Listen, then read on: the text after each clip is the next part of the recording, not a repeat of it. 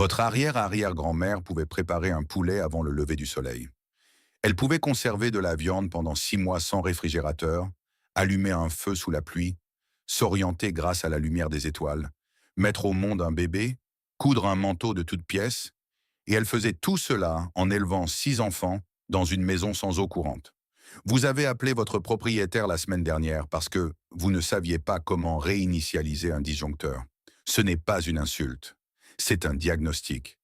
Quelque part entre la plus grande génération et ce que nous nous appelons aujourd'hui, nous avons sous-traité notre survie à des systèmes.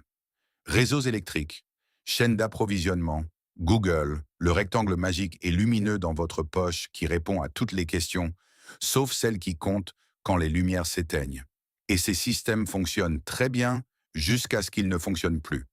Voici un chiffre qui devrait vous terrifier. En 1900, l'Américain moyen pouvait accomplir environ 30 à 40 compétences de survie distinctes dans le cadre de sa vie quotidienne. Ce n'étaient pas des compétences de survie, on appelait ça simplement un mardi. En 2024, des études suggèrent que la plupart des adultes ne peuvent pas accomplir plus de 5 de ces compétences avec assurance. Nous ne sommes pas devenus plus bêtes, nous sommes devenus dépendants. Et quand le réseau tombe en panne, et si vous avez été attentif, vous savez que le si est en réalité un quand, votre arrière-arrière-grand-mère vous survivrait. Pas parce qu'elle était plus forte, pas parce qu'elle était plus intelligente, mais parce qu'elle savait des choses qu'on vous a permis d'oublier. Voici la partie la plus sombre de toute cette équation. Vous ne pouvez probablement même pas faire la liste de ce que vous ne savez pas. Les compétences sont si profondément perdues que vous ignorez leur existence. Vous ne savez pas ce qui vous manque jusqu'à ce que vous soyez gelé, affamé et mourant de dysenterie parce que vous avez bu de l'eau qui semblait propre. Règle numéro 1 du monde qui vient. Vos ancêtres n'étaient pas des survivalistes. C'étaient juste des adultes compétents vivant dans un monde qui exigeait de la compétence. Et ce monde est sur le point de faire son retour. Réparons ce qui est brisé, le grand oubli. Comment nous sommes devenus impuissants? Avant d'aborder ce que vous ne savez pas, parlons de la raison pour laquelle vous l'ignorez.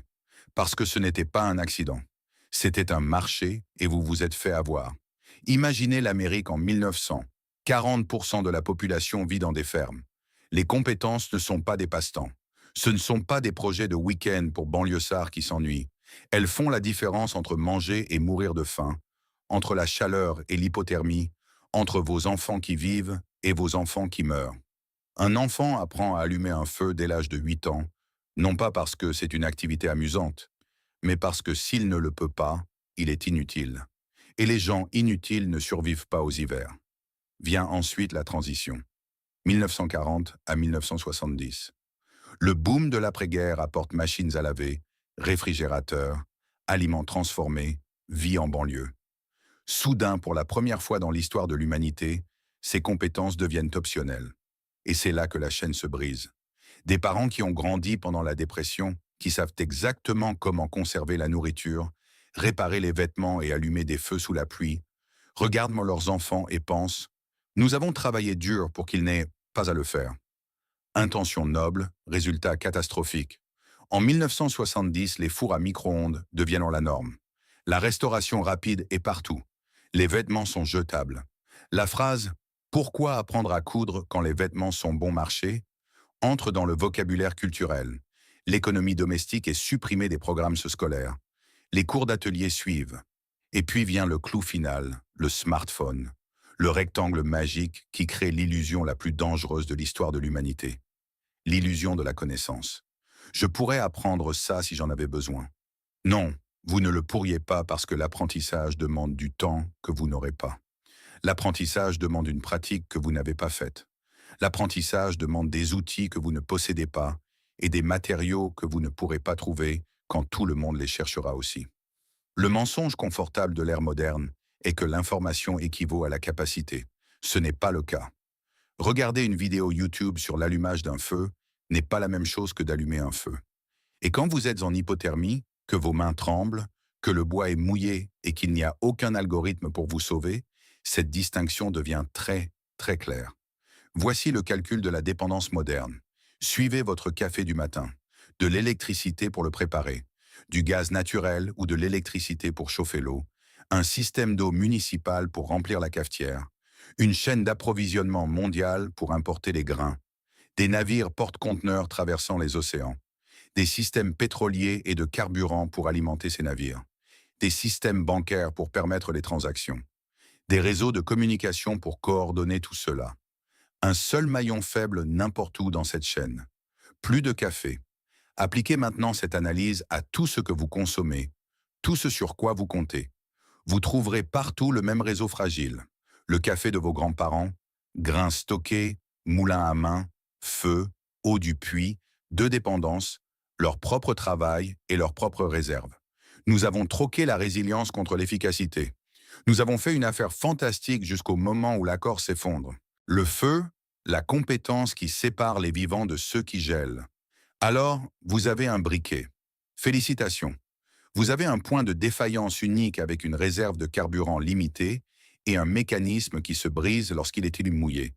Votre arrière-grand-père pouvait faire du feu par friction, à partir d'étincelles de pierre, à partir de la lumière du soleil concentrée à travers de la glace.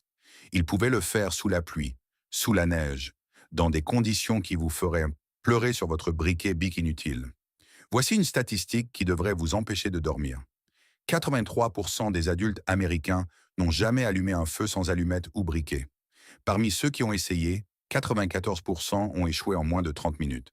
Savez-vous ce qui se passe en 30 minutes de tentative de feu infructueuse quand il gèle? L'hypothermie commence à s'installer. Votre dextérité manuelle chute.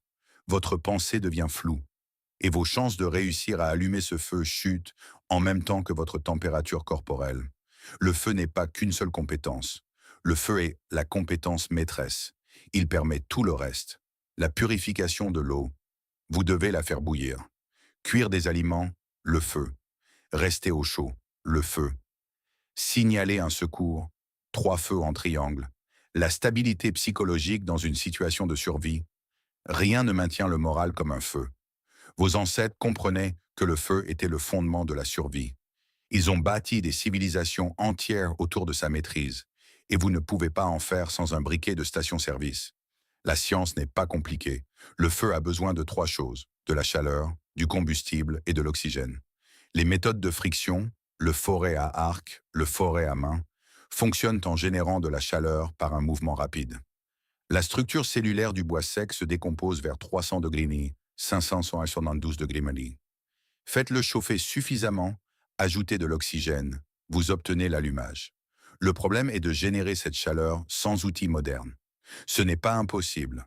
Ce n'est même pas particulièrement compliqué en principe, mais cela demande de la pratique. Beaucoup de pratique. Le genre de pratique que vous auriez dû faire pendant des années et que vous n'avez probablement pas faite. Commencez par une tige de ferrocérium. C'est un acier à feu moderne. Grattez-le avec un bord dur. Il projette des étincelles assez chaudes pour enflammer de l'amadou. C'est le pont entre le confort moderne et la compétence réelle. Apprenez à obtenir un allumage constant en moins de 60 secondes, puis travaillez à rebours vers des méthodes plus primitives. Car voici l'inconfortable vérité. Ce briquet dans votre poche finira par s'épuiser. Les allumettes seront mouillées, la tige de ferrocérium finira par s'user. Et la capacité de créer du feu à partir de rien d'autre que du bois et de la détermination, elle, ne s'épuise jamais. Enfin, à moins que vous ne vous épuisiez. Ce qui nous amène à votre prochain problème, la conservation des aliments. Parce que les réfrigérateurs ne sont que des boîtes coûteuses sans électricité. Ouvrez votre réfrigérateur, regardez ce qu'il y a à l'intérieur. Maintenant, imaginez que le courant soit coupé depuis 48 heures. Tout ce qui s'y trouve est soit dangereux, soit dégoûtant. Probablement les deux. Le foyer américain moyen a 3 jours de nourriture. Le réfrigérateur moyen garde ses aliments en sécurité pendant 4 à 6 heures sans électricité. Toute votre sécurité alimentaire, tout ce qui vous sépare de la faim, repose sur un réseau électrique ininterrompu et une chaîne de réapprovisionnement de 72 heures. Votre arrière-arrière-grand-mère trouverait cela hilarant, d'une manière sinistre, du genre « Comment l'humanité a-t-elle pu tomber si bas ?» Avant que la réfrigération ne devienne la norme dans les années 1950, la conservation des aliments n'était pas un passe-temps. C'était la seule raison pour laquelle on survivait à l'hiver. Vous conserviez la nourriture en septembre ou vous mourriez de faim en février. Un calcul simple, des conséquences brutales. Fumage, salage, séchage, mise en conserve, fermentation, caveau à légumes. Ce n'étaient pas des options sur un bloc de style de vie. C'étaient les technologies qui ont maintenu l'humanité en vie pendant des milliers d'années avant qu'un génie ne trouve comment refroidir une boîte. Voici comment fonctionne le fumage. Vous suspendez la viande dans un environnement de fumée contrôlée pendant des jours ou des semaines. Le fumage à froid reste en dessous de 32 Fahrenheit. C'est pour la conservation à long terme. Le fumage à chaud cuit et conserve simultanément. Les composés de la fumée de bois sont antimicrobiens. Ils tuent les bactéries qui, autrement, transformeraient votre serre en un risque biologique. Le salage est encore plus simple. Le sel extrait l'humidité de la viande par osmose. Les bactéries ont besoin d'humidité pour survivre. Pas d'humidité, pas de bactéries. Un jambon correctement salé peut durer 1 an à température ambiante. Votre arrière-grand-mère avait des jambons suspendus dans sa cave qui étaient plus vieux que certaines de vos relations amoureuses. La mise en conserve utilise la chaleur pour stériliser les aliments et créer un joint hermétique. La clé est de comprendre quels aliments nécessitent une mise en conserve sous pression, vos viandes et légumes peu acides, par rapport à la mise en conserve au bain-marie pour les aliments très acides, comme les cornichons et les tomates. Trompez-vous et vous jouez à la roulette russe avec le botulisme, ce qui est une façon particulièrement désagréable de découvrir que vous auriez dû être plus attentif. La fermentation retourne les propres bactéries des aliments contre les mauvaises bactéries.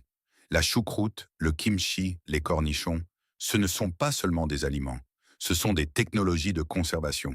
Les bactéries bénéfiques produisent de l'acide et cet environnement acide empêche la croissance des agents pathogènes. Votre arrière-arrière-grand-mère avait un pot de choux en fermentation dans sa cuisine. Vous avez un abonnement à un service de livraison de repas. L'application de survie est brutalement simple. Quand le réseau tombe, vos aliments réfrigérés ont une fenêtre de 2 jours avant de devenir un risque pour la santé. Après cela, vous dépendez de toutes les denrées non périssables que vous avez stockées. Mais les stocks s'épuisent. La chasse et la cueillette produisent des aliments périssables. Sans compétences de conservation, vous êtes piégé dans un cycle constant d'acquisition et de consommation immédiate. Précisément le schéma qui mène à la famine quand l'acquisition devient difficile. Une chasse aux cerfs, réussie, correctement conservée, devient un mois de protéines. Une chasse aux cerfs réussie sans compétences de conservation devient 3 jours de festin suivis de 80 km de calme, 200 albabou, de viande en décomposition et une précieuse leçon sur votre propre incompétence. Commencez par la mise en conserve au bain-marie. C'est le point d'entrée le plus facile et le moins risqué. Cornichons, tomates, conserve de fruits. L'équipement coûte moins cher qu'un bon dîner au restaurant. Ces compétences pourraient vous maintenir en vie quand les dîners au restaurant ne seront plus qu'un lointain souvenir. L'eau, la chose qui vous tuera plus vite que la faim. Vous pouvez survivre 3 semaines sans nourriture. Vous pouvez survivre 3 jours sans eau. Ajustez vos priorités en conséquence. 76% des Américains ne peuvent pas identifier une source d'eau naturelle à moins de 8 km ou 5 miles de leur domicile. Réfléchissez-y. Les 3/4 de la population ne pourraient pas trouver d'eau si le robinet s'arrêtait de couler. Et leur vie en dépendait. Leur vie en dépendrait. C'est bien là le point. Votre arrière-grand-père connaissait chaque source, ruisseau et étang, à moins d'une journée de marche de sa maison. Il savait lesquels coulaient toute l'année et lesquels s'asséchaient en été. Il savait lesquels étaient en amont des sources de contamination et lesquels vous donneraient à la dysenterie. Ce n'était pas une connaissance spécialisée. C'était connaître son environnement assez bien pour y survivre. Voici à quoi ressemble la dépendance à l'eau moderne. Tournez le robinet, l'eau sort. Magique. Une infrastructure invisible, des stations de pompage et des usines de traitement, et des milliers de kilomètres de tuyaux, le tout entretenu par des gens que vous ne rencontrerez jamais. Le tout alimenté par une électricité que vous considérez comme acquise. L'Américain moyen utilise 300 à 380 litres, 80 à 100 gallons par jour. L'Américain moyen stocke moins de 11 litres, 3 gallons, pour les urgences. Quand les robinets s'arrêtent, la plupart des gens ont environ une journée avant d'être sérieusement en difficulté et environ 3 jours avant d'être en danger de mort. La science de la purification de l'eau est simple. Les agents pathogènes, bactéries, virus, parasites sont tués par la chaleur. Une ébullition à gros bouillon pendant 1 à 3 minutes détruit pratiquement tout ce qui veut vous détruire. À des altitudes plus élevées, il faut plus de temps car l'eau bout à des températures plus basses. Mais vous ne pouvez pas faire bouillir l'eau que vous ne trouvez pas. Ce qui nous ramène au problème fondamental. Cette semaine, parcourez votre zone. Chaque ruisseau, étang, cours d'eau, bassin de rétention à moins de 8 km. Marquez-les sur une carte physique, pas seulement sur votre téléphone. Évaluez chacun d'eux. Taille, débit, source de contamination probable, accessibilité dans différentes conditions. C'est une reconnaissance de base que nos ancêtres faisaient automatiquement et que vous n'avez probablement jamais faite. Votre arrière-arrière-grand-mère savait où se trouvait l'eau. Elle savait comment la rendre sûre. Elle pouvait survivre à une sécheresse qui vous tuerait en 72 heures. Et elle ne considérait même pas cela comme une compétence. Elle considérait cela comme le fait d'être attentive. La couture, l'art perdu de ne pas tout jeter. Voici un fait amusant. 74% des Américains ne savent pas recoudre un bouton. Un bouton, la tâche de réparation de vêtements la plus élémentaire qui soit. Passer le fil par les trous. Faire un nœud. Apparemment, c'est au-delà des capacités des 3/4 de la population adulte. Votre arrière-arrière-grand-mère fabriquait des vêtements de toutes pièces, pas à partir d'un patron acheté en magasin. À partir de tissus qu'elle tissait, de patrons qu'elle traçait, de modèles qu'elle inventait selon les besoins. Elle pouvait regarder un vêtement, comprendre comment il était construit et le reproduire. Elle gardait chaque morceau de tissu utilisable parce qu'elle en connaissait la valeur. Vous jetez 32 kilos, 70 lbs, de textile par an parce qu'un bouton est tombé. Le vêtement est un abri. Dans des environnements hostiles, et croyez-moi, tous les environnements deviennent hostiles quand les systèmes tombent en panne, un vêtement endommagé signifie une exposition. Une veste déchirée en hiver n'est pas un inconvénient. C'est un problème de survie. L'économie a rendu cela inévitable, bien sûr. Quand une nouvelle chemise coûte moins cher qu'un déjeuner, la réparation n'a aucun sens financier. Les chaînes d'approvisionnement mondiales et la fabrication à l'étranger ont transformé les vêtements en biens jetables. Pourquoi passer 1 heure à réparer quelque chose que vous pouvez remplacer pour 12 $?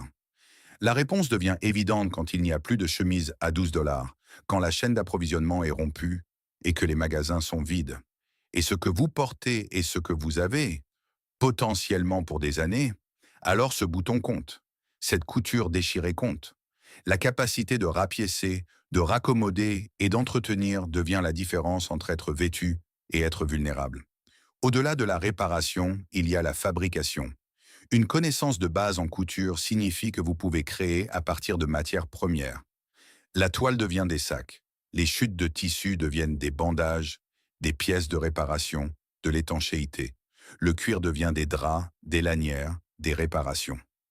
Sans compétences en couture, vous ne pouvez même pas improviser. Commencez cette semaine. Pas métaphoriquement.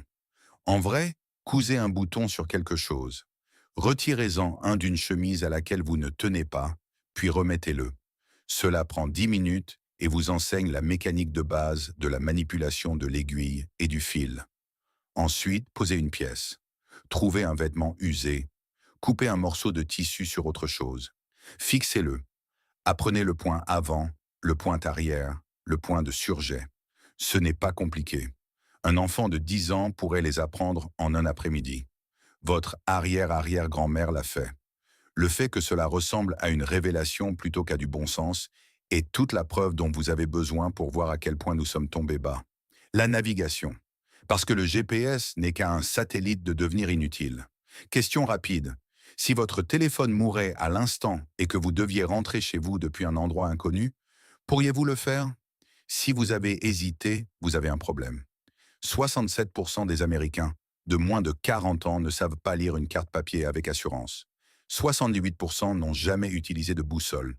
Une génération a grandi en suivant la ligne bleue, et quand la ligne bleue disparaît, sa capacité à trouver son chemin disparaît aussi. La dépendance au GPS crée un fossé cognitif terrifiant. La technologie gère si complètement la navigation que les utilisateurs ne construisent jamais de carte mentale. Après 50 trajets vers le même endroit, la plupart des conducteurs dépendants du GPS ne pourraient toujours pas s'y rendre sans assistance électronique. La connaissance ne se forme tout simplement jamais parce qu'elle n'est jamais nécessaire, jusqu'à ce qu'elle le soit. Et alors, il est trop tard pour l'acquérir. Votre arrière-grand-père pouvait naviguer grâce à la position du soleil, la disposition des étoiles, les caractéristiques du terrain, la végétation, la direction du vent. Il pouvait regarder un paysage et comprendre où se trouvait le nord, quel chemin menait à l'eau, quel chemin menait à la civilisation. Ce n'était pas un talent spécial. C'était une conscience environnementale de base que les humains ont développée au cours de centaines de milliers d'années d'évolution et abandonnée en environ 20 ans d'adoption du smartphone. L'étoile polaire guide les voyageurs depuis des millénaires. Elle se trouve à l'extrémité du manche de la Petite Ourse, presque exactement alignée avec le nord géographique dans l'hémisphère nord. Ce soir, si le ciel est dégagé, sortez et trouvez-la. Cet acte simple, localiser une référence de navigation fixe, était quelque chose que chaque être humain savait faire jusqu'à votre génération. Le soleil se lève à l'est, se couche à l'ouest. À son point le plus haut dans l'hémisphère nord, il indique le sud. Votre ombre à midi pointe vers le nord. Ce ne sont pas des astuces de survie. Ce sont des faits fondamentaux sur la planète sur laquelle vous vivez, que la plupart des gens n'ont jamais pris la peine de remarquer parce que leur téléphone leur dit de quel côté tourner. Les cartes et la boussole fonctionnent ensemble. La boussole vous donne la direction. La carte vous dit ce qu'il y a dans chaque direction. La triangulation, en prenant des relevés sur 2 points de repère connus, ou plus, vous indique où vous êtes. Ce n'est pas difficile. Les scouts l'apprenaient à 12 ans, mais cela demande de la pratique. Et la pratique demande de s'en soucier assez pour essayer. Procurez-vous une boussole cette semaine. Apprenez à prendre un relèvement. Procurez-vous une carte topographique de votre région et apprenez à lire les courbes de niveau. Entraînez-vous à orienter la carte par rapport à la réalité. Ce sont les briques élémentaires pour ne plus jamais être perdu. Car quand les satellites s'éteindront, et ils peuvent le faire à cause d'événements solaires, de cyberattaques, ou simplement par manque de batterie au pire moment possible, soit vous saurez où vous êtes, soit vous ne le saurez pas. Et être perdu en période de crise n'est pas un inconvénient. C'est une urgence.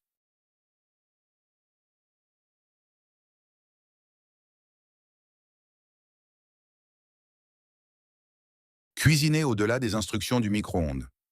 28% des Américains ne peuvent pas cuisiner sans recette.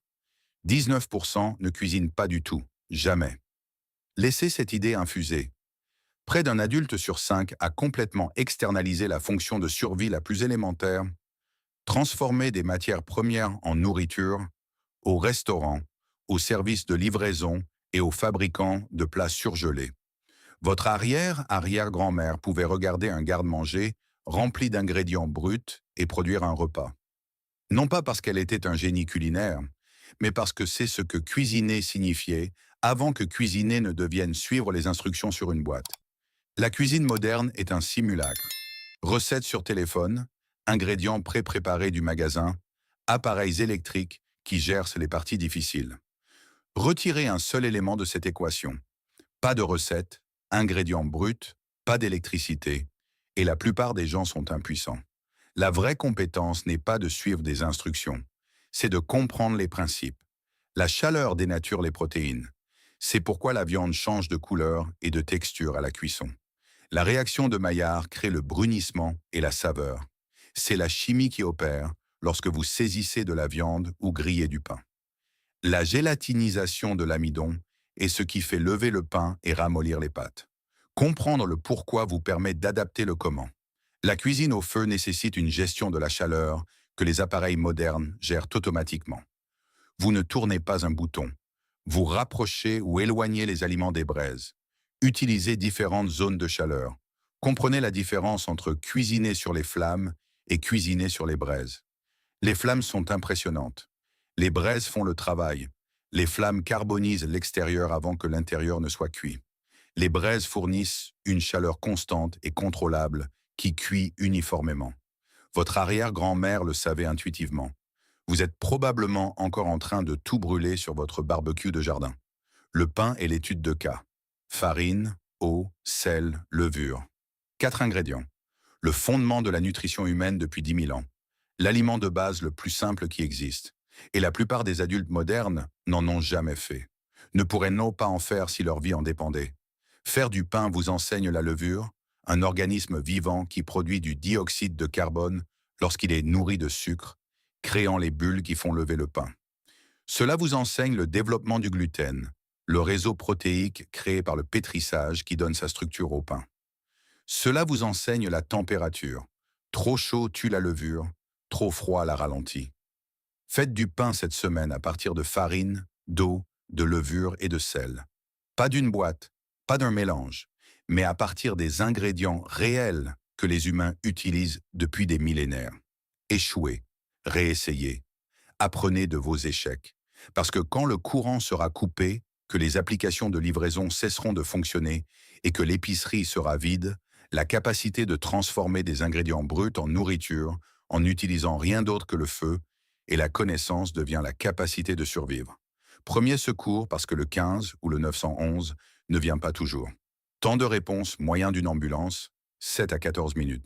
Dans les zones rurales, 30 minutes ou plus.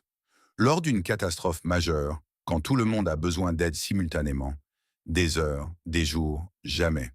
Ce n'est pas du pessimisme, c'est le calcul des systèmes débordés.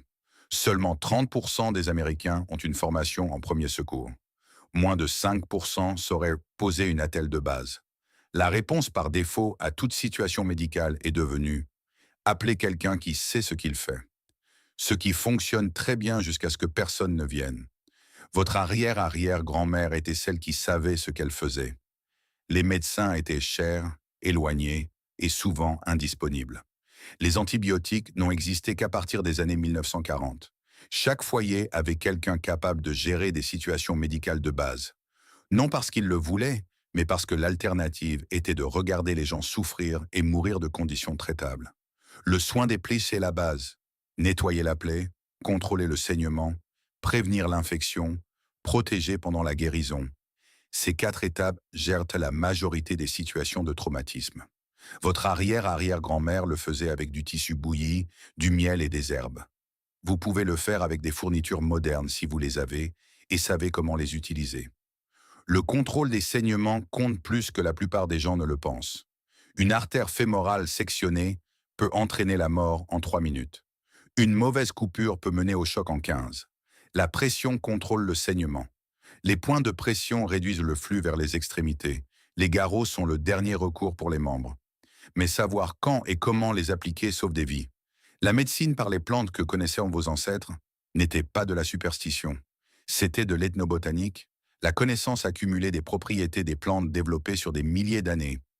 L'écorce de saule contient de la salicine, le composé dont est dérivée l'aspirine. Le miel a des propriétés antimicrobiennes. L'achillée millefeuille aide à arrêter les saignements. Ces plantes poussent toujours tout autour de vous. Vos ancêtres savaient lesquelles aider. Vous passez devant elles sans un second regard. Cela ne signifie pas abandonner la médecine moderne. Cela signifie avoir des options quand la médecine moderne n'est pas disponible. Connaître 5 plantes médicinales de votre région, les connaître vraiment, pas seulement en avoir lu un mot une fois, vous donne des capacités dont la plupart des gens manquent totalement. Suivez un cours de premier secours, constituez une trousse et apprenez ce que chaque élément contient. Ne vous contentez pas de la posséder, comprenez-la. Entraînez-vous à poser des pansements compressifs. Entraînez-vous à l'immobilisation. Entraînez-vous à évaluer les blessés. Les compétences sont périssables. Elles s'effacent sans renforcement. Mais elles sont aussi acquérables. Vous pouvez apprendre cela. Votre arrière-arrière-grand-mère savait comment maintenir les gens en vie jusqu'à ce que leur corps guérisse. Vous savez comment composer 3 chiffres et espérer que quelqu'un réponde. L'une de ces approches fonctionne encore quand les téléphones ne fonctionnent plus. La lessive, la tâche étonnamment critique que vous n'avez jamais faite à la main. Les vêtements sales ne semblent pas être un problème de survie jusqu'à ce qu'ils le deviennent. Les bactéries prolifèrent dans le tissu souillé. Les champignons colonisent les matériaux humides. Les parasites nichent dans les vêtements non lavés. Ce qui commence par un inconfort devient une infection cutanée, puis une maladie systémique, puis un problème médical grave, dans un environnement où l'aide médicale pourrait ne pas venir. Votre arrière-arrière-grand-mère passait une journée entière chaque semaine à faire la lessive. Le jour de la lessive était un événement reconnu nécessitant des heures de travail physique. Chauffer l'eau sur le feu, frotter le tissu contre des planches à laver, essorer le linge lourd et mouillé. tout suspendre pour sécher. C'était un travail épuisant et chronophage que personne ne regrette, mais elle savait comment faire. Quand la machine à laver n'est pas une option, panne de courant, défaillance mécanique, perturbation sociétale, elle pouvait toujours avoir des vêtements propres. Le pouvez-vous? Le processus n'est pas compliqué. Eau chaude, savon, agitation, rinçage, essorage, séchage. La machine à laver automatise ces étapes. Supprimer la machine signifie simplement les faire manuellement. Le savon fonctionne grâce au tensioactif, des molécules dont une extrémité est attirée par l'eau et l'autre par l'huile et la graisse. L'agitation déloge la saleté. Les tensioactifs entourent les particules et les maintiennent en suspension dans l'eau. Le rinçage les emporte. Cette chimie ne nécessite pas d'électricité. Elle nécessite de la compréhension. Une planche à laver fournit une surface de friction pour le frottage.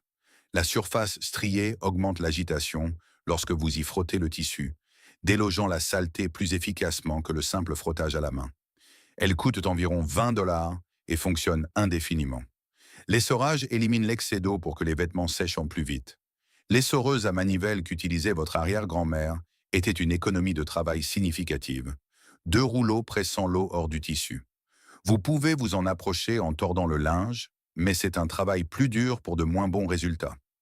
Voici ce que la plupart des gens ignorent. Les vêtements lavés à la main, s'ils sont bien faits, ressortent plus propres que les vêtements lavés en machine.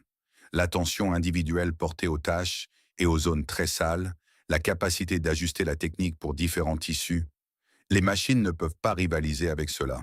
Ce avec quoi les machines rivalisent, c'est la commodité. Des heures de travail réduites à la pression sur un bouton. Cet échange avait du sens quand les boutons étaient toujours disponibles. Il en a moins quand ils ne le sont plus. Lavez quelque chose à la hanche cette semaine. Faites-le vraiment. Une petite brassée dans une bassine avec un vrai frottage et un vrai essorage. Remarquez à quel point c'est physique. Remarquez ce qui rend réellement les vêtements propres. Archivez cette connaissance pour le moment où vous en aurez besoin. L'élevage. D'où provient réellement la nourriture? Une étude a révélé que plus de 30% des enfants britanniques ne savaient pas que les œufs provenaient des poules. Les données américaines sont similaires. Nous avons créé une civilisation où une part importante de la population ne comprend pas l'origine fondamentale de la nourriture. La viande vient d'emballages en plastique, les œufs viennent de boîtes en carton. Les animaux sont invisibles, industriels, ailleurs.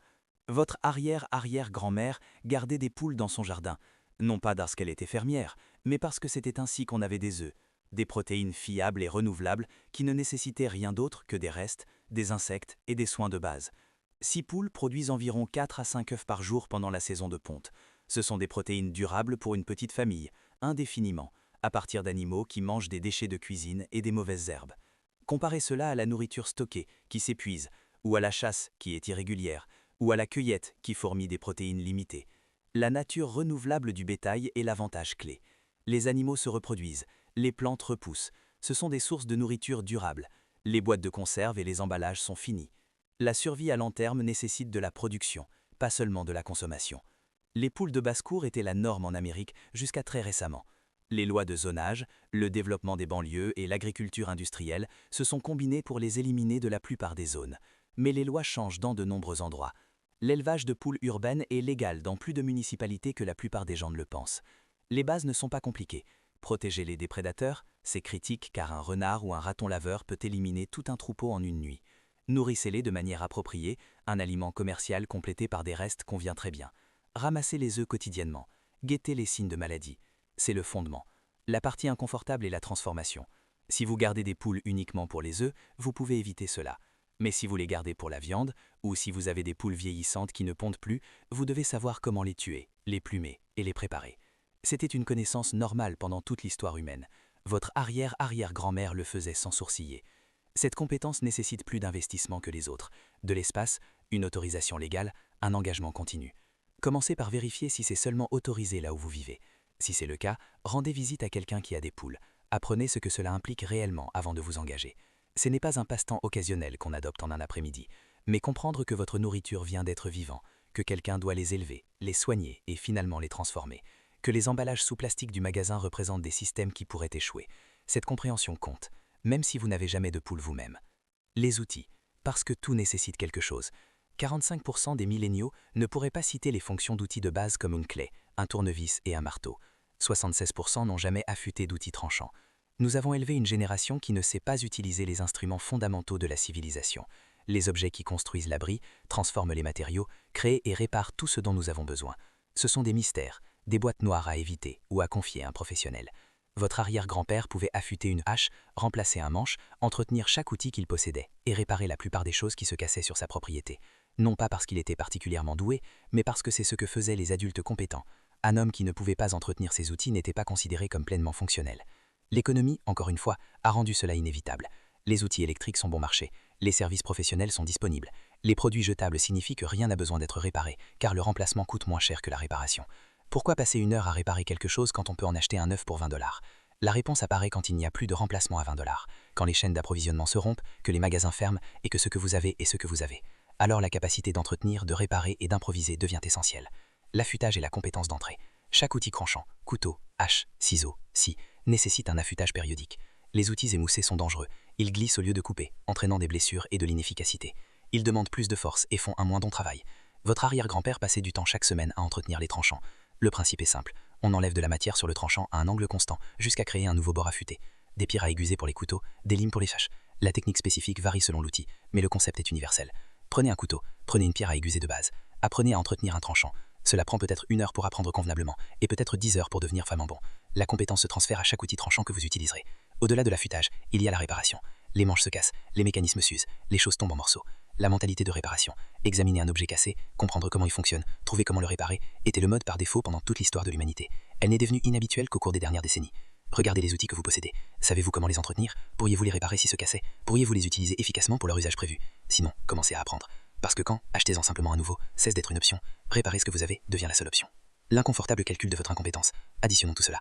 Un adulte de base compétent en 1950 pouvait allumer un feu sans allumette si nécessaire, conserver la nourriture de plusieurs façons, trouver et purifier de l'eau, réparer ses propres vêtements, naviguer avec une carte et une boussole, cuisiner à partir d'ingrédients brus sur le feu, traiter les blessures et maladies de base, laver les vêtements sans machine, élever du petit bétail ou savez comment faire, utiliser et entretenir des outils à main. Ce ne sont là que les 10 compétences de cette vidéo. La liste réelle était plus longue, beaucoup plus longue. Ce n'était pas considéré comme des exploits, ce n'était pas des éléments de CV, c'était les exigences minimales pour être un être humain fonctionnel. Combien pouvez-vous en faire? Soyez honnête. Pas, je pourrais probablement trouver comment faire. Pas, j'ai vu des vidéos là-dessus. En vrai, là, tout de suite, si votre vie en dépendait. Pour la plupart des gens, la réponse se situe entre 1 et 3, et la plupart du temps partiellement. C'est là que se trouve le fossé, c'est là que se trouve la vulnérabilité. C'est ce qui arrive quand 3 générations sous-traitent la survie à des systèmes et à des services. Voici le mensonge que vous vous racontez. J'apprendrai quand j'en aurai besoin. Vous ne le ferez pas, parce que l'apprentissage prend du temps que vous n'aurez pas. Votre premier feu avec un forêt arc nécessite plus de 50 tentatives infructueuses. Votre première conserve pourrait vous donner le botulisme si vous ne comprenez pas la science. Votre première tentative de navigation quand vous serez réellement perdu pourrait vous éloigner de la sécurité au lieu de vous en rapprocher. Les compétences demandent de la pratique demande du temps. Le temps est la ressource que vous n'avez plus une fois que la crise commence. L'autre mensonge, je vais juste chercher sur Google. Google nécessite de l'électricité, Internet nécessite une infrastructure, votre téléphone nécessite de la batterie. Quand les 3 échouent simultanément, et ils peuvent et ils le feront un jour, il ne vous reste que la connaissance dans votre tête et les compétences dans vos mains. C'est tout ce que vous avez. La toile de la dépendance. À quel point votre vie est fragile en réalité. Le réseau électrique est la dépendance maîtresse. Presque tout nécessite de l'électricité, soit directement, soit quelque part dans la chaîne d'approvisionnement. La défaillance du réseau n'est pas de la science-fiction. L'événement de Carrington de 1859, une tempête solaire, détruirait l'électronique moderne si se produisait aujourd'hui. Les scientifiques estiment une probabilité de 1 à 2% par décennie. Ça n'arrivera probablement pas dans votre vivant. Ça finira probablement par arriver. Les cyberattaques sur la infrastructure du réseau sont constantes. La panne de courant du Nord-Est 2003 a privé d'électricité 55 millions de personnes à cause de bugs officiels et d'erreurs humaines. Le réseau n'est pas robuste. Il tient grâce à Rubin à décifer à l'espoir. Quand le réseau tombe, tout le reste suit. L'eau municipale nécessite des stations de pompage. Les stations de pompage nécessitent de l'électricité. Les pompes à essence de votre station locale nécessitent de l'électricité. La réfrigération de votre épicerie nécessite de l'électricité. Les feux de signalisation, les systèmes de paiement, la logistique de la chaîne d'approvisionnement, tout dépend de l'électricité. La FEMA recommande de 62 heures de provision. Cette hypothèse officielle. Les systèmes seront restaurés ou l'aide arrivera dans 3 jours. Que se passe-t-il quand cette hypothèse est fausse? Ouragan Katrina. Certaines zones ont attendu plus de 5 jours pour recevoir de l'aide. Porto Rico après Maria, des mois sans électricité. L'hypothèse se fondre quand la catastrophe est assez vaste. Et quand elle se fondre, vous découvrez exactement de quoi vous êtes capable. 3 jours de nourriture, 1 jour d'eau, 0 capacité d'en obtenir davantage, 0 capacité de purifier l'eau que vous trouvez, 0 capacité de conserver la nourriture que vous finissez par acquérir, 0 capacité de la cuisiner sans électricité, 0 capacité de naviguer vers un endroit meilleur, 0 capacité de réparer quoi que se casse. C'est le profil de l'adulte américain moyen dans un scénario réseau hors service. C'est le profil de quelqu'un qui ne survit pas. La chaîne qui s'est brisée. Pourquoi vos parents ne vous ont pas appris? Ce n'était pas par malveillance. Ce n'était pas par négligence. C'était une aspiration transformée en catastrophe. La plus grande génération, née entre 1901 et 1927, connaissait ces compétences. Ils ont vécu la dépression, la pénurie, une véritable épreuve. La compétence était la survie. Leurs enfants, les baby-boomers, ont appris quelques compétences, mais les ont vues devenir obsolètes. Le confort arrivait. Les anciennes méthodes semblaient inutiles. Ils ont donc fait un choix qui ressemblait à de l'amour. Nous avons travaillé dur pour que vous n'ayez pas à le faire. Ils ont réussi. Les générations qui ont suivi travaillant physiquement moins dur que n'importe quelle autre génération de l'histoire humaine. Le travail manuel est facultatif. Les compétences pratiques sont des passe-temps. La lutte à laquelle leurs grands-parents ont fait face a été éliminée par la technologie. Ils n'avaient pas anticipé que la facilité puisse signifier l'impuissance. La chaîne de transfert de connaissances s'est rompue. Des compétences transmises de génération en génération, des parents enseignant aux enfants, des grands-parents renforçant, des communautés entretenant. Quand une génération décide de ne plus enseigner parce que les compétences semblent obsolètes, la génération suivante ne sait pas ce qui lui manque. Et la génération d'après ignore même que ces compétences existent. L'économie domestique a disparu des écoles. Les cours d'atelier ont suivi. L'hypothèse était que les étudiants achèteraient dans des services pour les tâches pratiques. Pas besoin d'apprendre quand on peut embaucher. Le changement de nom raconte toute l'histoire. Ce que nous appelons aujourd'hui compétences de survie ou compétences de vie en autonomie s'appelait autrefois être un adulte. Le fait qu'il existe même un mouvement survivaliste signifie que la compétence de base est devenue un intérêt spécialisé. L'ironie est totale.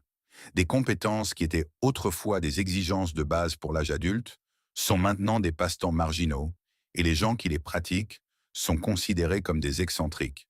Jusqu'à ce que les systèmes échouent, alors on les appelle des survivants. Reconstruire votre maillon. Que faire en commençant dès maintenant? Il ne s'agit pas de devenir un expert de la vie sauvage d'ici mardi prochain. Il s'agit de commencer. Il s'agit de reconnaître que la chaîne s'est brisée et de décider de reconstruire votre maillon. Priorité numéro 1. Le feu, l'eau, les premiers secours. Ce sont des besoins de survie immédiats. Apprenez-les d'abord. Pratiquez-les régulièrement. Cette semaine, essayez d'allumer un feu avec autre chose qu'un briquet. Parcourez votre quartier et identifiez les sources d'eau. Constituez une véritable trousse de premiers secours et apprenez à quoi sert chaque chose. Ce mois-ci, contactez une personne plus âgée qui pourrait connaître ses compétences. Demandez-lui de vous apprendre une chose, une seule. Vous pourriez être surpris. La plupart des personnes âgées qui possèdent ce savoir sont impatientes de le transmettre. Elles ont juste besoin de quelqu'un prêt à apprendre. Cette année, choisissez 3 compétences et devenez réellement compétent. Pas expert, compétent. Cela signifie que vous pouvez les accomplir de manière fiable, dans des conditions sous-optimales, sans rien chercher. 3 compétences vous placent devant 90% de la population. La connaissance existe. Les compétences peuvent être apprises. Les gens sont prêts à enseigner. Les ressources, livres, vidéos, cours, communautés, sont plus accessibles que jamais. Ce qui manque, c'est votre décision de commencer. Le calcul final. Votre arrière-arrière-grand-mère n'était pas une survivaliste. Elle n'était pas une prepper. Elle ne faisait partie d'aucun mouvement ou philosophie. C'était juste un être humain compétent vivant dans un monde qui exigeait de la compétence. Elle savait des choses parce que ne pas les savoir signifiait la souffrance, l'épreuve, peut-être la mort. Elle a appris parce que l'apprentissage était la seule option. Vous avez un choix qu'elle n'avait pas. Vous pouvez rester dépendant, confortable, assisté, impuissant, ou vous pouvez apprendre plus durement, plus lentement, pour devenir véritablement capable. Les systèmes qui permettent votre dépendance fonctionneront jusqu'à ce qu'ils ne fonctionnent plus. L'histoire dit qu'ils finiront par échouer. La physique dit qu'ils sont fragiles. L'actualité suggère que ce finiront par pourrait être plus proche que ce qui est confortable. Quand cela arrivera, vous serez exactement aussi capable que vous vous serez rendu capable. Pas aussi capable que vous pourriez théoriquement le devenir. Pas aussi capable que les vidéos YouTube que vous avez regardées, mais aussi capable que les compétences que vous avez réellement développées. Votre arrière-arrière-grand-mère vous regarderait et se demanderait comment l'humanité a pu tomber si bas. Comment l'espèce qui a conquis les continents et bâti des civilisations a pu produire une génération incapable de coudre un bouton, d'allumer un feu, de trouver de l'eau ou de conserver de la nourriture. Mais elle reconnaîtrait aussi que vous pouvez apprendre, que la capacité pour ces compétences vit dans vos mains et dans votre cerveau, endormie mais présente, que ce qui a été perdu peut être retrouvé si vous décidez de chercher. La chaîne s'est brisée. Vous pouvez reconstruire votre maillon ou vous pouvez espérer que les systèmes tiennent éternellement. À vous de choisir. Si cette prise de conscience a changé votre vision des systèmes dont vous dépendez, abonnez-vous et aimez la chaîne. Nous exhumons la compétence que l'histoire nous a permis d'oublier. Sécurisez votre avenir. La prochaine leçon de résilience commencera bientôt.